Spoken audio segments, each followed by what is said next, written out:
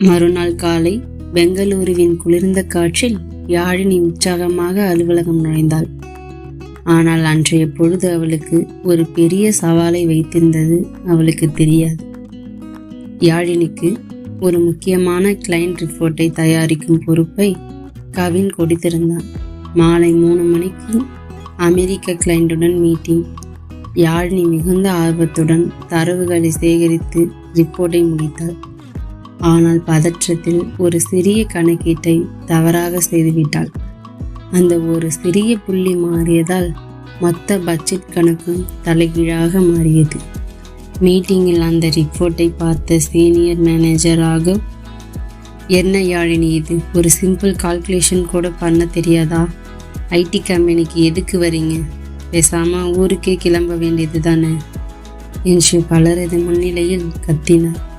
யாழினியின் கண்கள் கலங்கின. தலைகுனிந்து நின்ற அவளின் கைகள் நடுங்கின. கவின் அனைத்தையும் கவனித்துக் கொண்டிருந்தான். ராகவ் கத்திய போது கவின் குறுக்கிடவில்லை. ஆனால் யாழினியின் முகத்தில் இருந்த பயத்தை அவனால் தாங்க முடியவில்லை. ராகவ் வெளியேறியதும் மற்றவர்கள் அவளை பார்த்து கிசுகிசுக்க ஆரம்பித்தனர். யாழினி, என் கேபினுக்கு வாங்க என்றான் கவின்.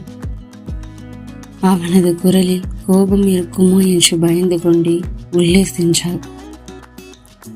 சாரி சார், தெரியாம நடந்துருச்சு என்று விம்மி வெடித்தாள் யாழினி. கவின் மெல்ல எழுந்து வந்து அவளுக்கு ஒரு கிளாஸ் தண்ணீர் கொடுத்தான். முதல்ல இதை குடிங்க. தப்பு பண்றது மனுஷ இயல்பு யாழினி. ஆனால் அந்த தப்பையே நினச்சிக்கிட்டு இருந்தால் அடுத்த ஸ்டெப் எடுத்து வைக்க முடியாது. இப்போ நமக்கு அழுறதுக்கு நேரம் இல்லை, அந்த தப்பை சரி பண்ண தான் நேரம் இருக்கு. வாங்க உட்காருங்க. அடுத்த 1 மணி நேரம் கவின் அவளோடு அமர்ந்து எக்ஸல் ஷீட்டில் எங்கே தவறு நடந்தது என்பதை மிக பொறுமையாக சொல்லி கொடுத்தான். இதோ பாருங்க, இந்த ஃபார்முலா தான் சின்ன மிஸ்டேக், இதை மாற்றினா எல்லாம் சரியாயிடும் என்று அவளது தன்னம்பிக்கையை மீட்டெடுத்தான். மேடையில் ஜொலித்த யாழினி. மறுபடியும் மாலை 5 மணிக்கு ஒரு ஃபாலோ அப் மீட்டிங் ஏற்பாடு செய்யப்பட்டது. இம்முறை கவின் முன்னால் வந்து பேசவில்லை. யாழினி, நீங்களே ப்ரெசன்ட் பண்ணுங்க, நான் பின்னாடி இருக்கு என்றான். யாழினி இப்போது தெளிவாக கவின் சொல்லிக் கொடுத்த நுணுக்கங்களை பயன்படுத்தி மிக நேர்த்தியாக அந்த பட்ஜெட் ரிப்போர்ட்டை விளக்கினார். ராகவ் உட்பட அனைவரும் அசந்து போனார்கள். வெரி குட் யாழினி, காலையில் கோவப்பட்டதுக்கு சாரி, இப்போ ரொம்ப கிளியராக எக்ஸ்பிளைன் பண்ணிட்டீங்க என்று ராகவ் பாராட்டினார். ஒட்டுமொத்த டீமும் கைத்தட்டியது. யாழினி மெல்ல கவினை பார்த்தார். அவன் ஒரு கட்டை விரலை உயர்த்தி கண் சிமிட்டி புன்னகைத்தான். மனதிற்குள் மலர்ந்த நெருக்கம். வேலை முடிந்து கிளம்பிய போது பார்க்கிங் ஏரியாவில் கவின் தன் பைக்கை ஸ்டார்ட் செய்து கொண்டிருந்தான். யாழினி அவன் அருகே சென்று, மிஸ் கவின். இல்லை சார், இல்லை கவின் என்று குழப்பத்துடன் சொன்னார். கவின் சிரித்து கொண்டே, பரவாயில்லை யாழினி, எது வருதோ அதை சொல்லுங்க. இன்னைக்கு நீங்கள் பண்ணது செம. ஆனால் ஒரு கண்டிஷன், நாளைக்கு இந்த தப்பு வரக்கூடாது, சரியா என்றான். நிச்சயமா, ஆனால் ஒரு சந்தேகம். மற்றவங்க என்னை திட்டும்போது நீங்கள் ஏன் என்னை காப்பாற்றலை என்று யாழினி மெல்ல கேட்டாள். கவின் பைக்கை ஆஃப் செய்துவிட்டு அவளை நேராக பார்த்தான். ஏன்னா உங்களை நானே காப்பாற்றிட்டு இருந்தா உங்களுக்கு தன்னம்பிக்கை வராது. உங்களை நீங்களே காப்பாற்றிக்கணும் தான் நான் அமைதியாக இருந்தேன். இப்போ பாருங்க, உங்கள் மேலே உங்களுக்கு ஒரு நம்பிக்கை வந்திருக்கு இல்லையா? யாழினிக்கு ஒரு நிமிட பேச்சே வரவில்லை. அவளது IAS லட்சியத்திற்கு பின்னால் இப்படி ஒரு வழிகாட்டி இருந்தால் எவ்வளவு நன்றாக இருக்கும் என்று அவள் மனம் ஏங்கியது. சரி கிளம்புங்க, வீட்டுக்கு போய் IASக்கு படிக்கணும்ல, தி ட்ரீமர், தூங்கிடக்கூடாது என்று வம்பிழுத்துவிட்டு அவன் கிளம்பினான். அவன் சென்ற திசையையே பார்த்து கொண்டிருந்த யாழினிக்கு பெங்களூருவின் டிராஃபிக் கூட இப்போது அழகாக தெரிந்தது. அவளது டைரியில் அன்று ஒரு வரி சேர்ந்தது. கவின் என் தவறுகளை திருத்திய ஆசான், என் கனவுகளின் முதல் ரசிகன். அடுத்த 2 நாட்களாக அலுவலகத்தில் கவின் பழையபடி இல்லை. எப்போதும் கலகலப்பாக இருக்கும் அவன் இப்போது லேப்டாப் திரையை வெறித்து பார்த்தபடி அமைதியாக இருந்தான். யாழினி அவனை கவனித்து கொண்டே இருந்தாள். அவனது கண்கள் சிவந்திருந்தன. ஏதோ ஒரு பாரம் அவனை அழுத்துவது அவளுக்கு புரிந்தது. மதிய உணவு இடைவேளையில் கவின் கேண்டீனுக்கு வரவில்லை. யாழினி மெல்ல அவனது கேபினுக்கு சென்றாள். அங்கே கவின் போனில் யாரிடமோ மெல்லிய குரலில் பேசி கொண்டிருந்தான். அம்மா, கவலைப்படாதீங்க, நான் எப்படியாவது ரெடி பண்ணுறேன். நீங்கள் மாத்திரை கரெக்டாக சாப்பிடுங்க என்று கூறிவிட்டு போனை வைத்தான். அவன் முகத்தில் தனி சோர்வு. யாழினி தயங்கி நின்றாள். சார்? இல்லை கவின், லஞ்ச் சாப்பிட வரலையா? கவின் அவளை பார்த்து ஒரு செயற்கை புன்னகை பூத்தான். இல்லை யாழினி, பசி இல்லை, நீங்கள் போய் சாப்பிடுங்க. யாழினி அங்கிருந்து நகரவில்லை. உங்ககிட்ட ஒன்று கேட்கலாமா? தி ட்ரீமர்னு எனக்கு பேர் வச்சிங்கல்ல, அந்த ட்ரீமர் கிட்ட எதையும் மறைக்க முடியாது. உங்கள் வீட்டில் ஏதோ ஒரு பிரச்சனை இல்லையா? கவின் நீண்ட பெருமூச்சு விட்டான். ஆமாம் யாழினி, அம்மாவுக்கு திடீர்னு காலில் ஒரு சின்ன சர்ஜரி பண்ணணும்னு சொல்லியிருந்தாங்க. நான் இங்கே தனியாக ஒரு வாடகை வீட்டில் இருக்கேன். அவங்கள கவனிச்சிக்க யாரும் இல்லை. பணத்தை விட அவங்க கூட இந்த நேரத்தில் இருக்க முடியலைங்கிற வருத்தம் தான் என்னை வாட்டுது. யாழினி யோசித்தான். ஏன் அம்மாவை இங்கே பெங்களூருக்கே கூட்டிகிட்டு வரக்கூடாதா? நீங்கள் தான் இப்போ தனியாக ஒரு வீடு எடுத்திருக்கீங்களே, இங்கே நல்ல ஹாஸ்பிட்டல் இருக்குது, நீங்களும் கூடவே இருக்கலாம். கவின் நிமிர்ந்து பார்த்தான். எனக்கும் அந்த ஆசை இருக்குது யாழினி, ஆனால் அவங்களுக்கு புது இடம் செட் ஆகுமான்னு பயமாக இருக்குது. அப்புறம் நான் ஆஃபீஸ் வந்தால் அவங்கள யார் பார்த்துப்பாங்க?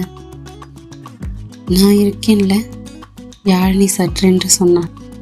கவின் அவளை ஆச்சரியமாக பரிஸ்பெண்ட் பண்ணிக்குவேன். ஆஃபீஸ் முடித்து நான் அவங்க வீட்டுக்கு வந்து ஆன்ட்டி கூட கொஞ்சம் நேரம் ஸ்பெண்ட் பண்ணுவேன். எனக்கு சமையல் தெரியும், அவங்களுக்கு பிடிச்ச மாதிரி செஞ்சு கொடுப்பேன். நீங்கள் கவலைப்படாதீங்க கவின். அம்மாவை இங்கே கூட்டிகிட்டு வாங்க என்றாள் யாழினி உறுதியுடன். இந்த நிமிடம் கவினின் கண்களில் ஒரு மெல்லிய ஈரம் கசிந்தது. இதுவரை யாருமே தன்னிடம் இவ்வளவு உரிமையுடன் உதவி செய்ய முன் வந்ததில்லை. யாழினி அவனுக்கு வெறும் ஜூனியர் அல்ல, ஒரு நெருங்கிய தோழியாக மாறிவிட்டதை அவன் உணர்ந்தான்.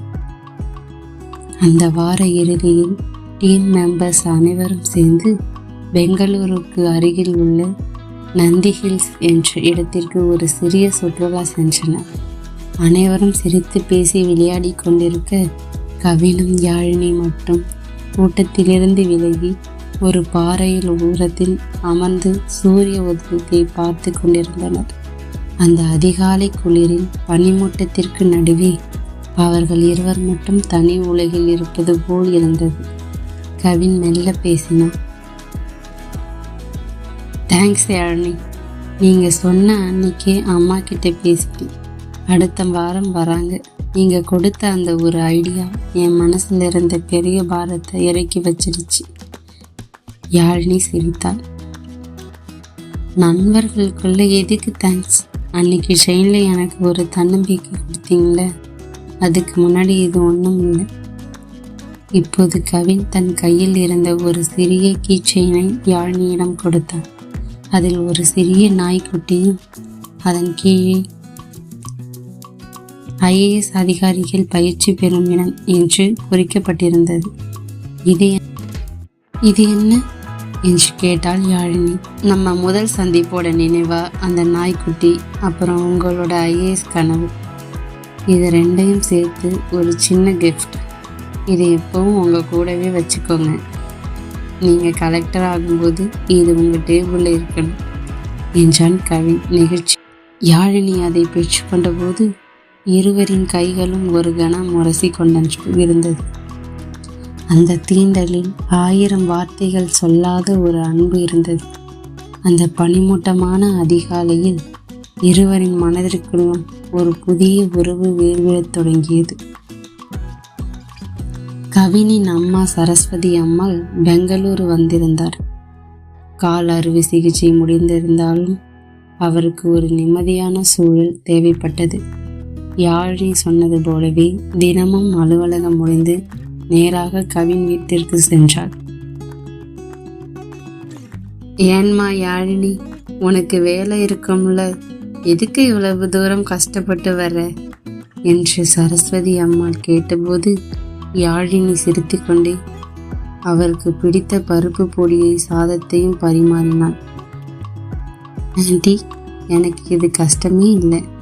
எங்கள் அம்மாவை ஊரில் விட்டுட்டு வந்தப்போ இருந்த அந்த தனிமை இப்போ உங்களை பார்க்கும்போது குறையுது என்றாள். கவின் வாசலில் நின்றபடி இதை பார்த்து கொண்டிருந்தான். யாழினியின் வருகை அந்த வீட்டிற்கு ஒரு புது வெளிச்சத்தை கொடுத்திருந்தது. அடுத்த வாரம் யாழினிக்கு IAS தேர்வுக்கான ஹால் டிக்கெட் வந்திருந்தது. ஆனால் சரஸ்வதி அம்மாளை கவனித்துக் கொள்வதிலும் ஆஃபீஸ் வேலையிலும் அவளுக்கு படிக்க நேரமே கிடைக்கவில்லை. யாழினிக்கு தெரியாமல் கவின் அவளது சிலபஸ் முழுவதையும் பிரிண்ட் எடுத்து வைத்திருந்தான். ஒரு நாள் இரவு அவள் கிளம்பிய போது ஒரு பெரிய ஃபைலை கொடுத்தான். யாழினி, நீங்கள் தூங்கிறதுக்கு முன்னாடி படிக்க வேண்டிய கரண்ட் அஃபேர்ஸ் நோட்ஸ் இதில் இருக்குது. நான் இதை ரெடி, நீங்கள் டைம் வேஸ்ட் பண்ணாமல் இதை மட்டும் ஒரு தடவை பாருங்கள் என்றான். யாழினிக்கு நெஞ்சு விம்மி சென்றது. தன் லட்சியத்தை அவளை விட அதிகம் நேசிக்கும் ஒரு மனிதனை அவள் இப்போதுதான் பார்க்கிறாள். ஏன் கவின், எனக்கு இவ்வளவு ஹெல்ப் பண்ணுறீங்க? கவின் மெல்ல அவளது கையை பிடித்து, ஏன்னா கலெக்டர் யாழினியை எனக்கு சீக்கிரம் பார்க்கணும், எனக்காக இல்லை உனக்காக என்றான். உடனே யாழினி மனதிற்குள் நினைத்தாள், என் கனவை உந்தன் கண்ணில் கண்டேன், உன் அன்பின் ஆழத்தில் என்னை இழந்தேன், சொல்லாத சொல்லில் ஓர் சொந்தம் துளிர்க்க, காலங்கள் கடந்தும் உன் நினைவில் துதிக்க விடைபெறுகிறேன் என்று மீண்டும் வர நன்றி. இந்த கதையை தொடர்ந்து கேட்க சேனலை சப்ஸ்கிரைப் பண்ணிடுங்க ஃப்ரெண்ட்ஸ்.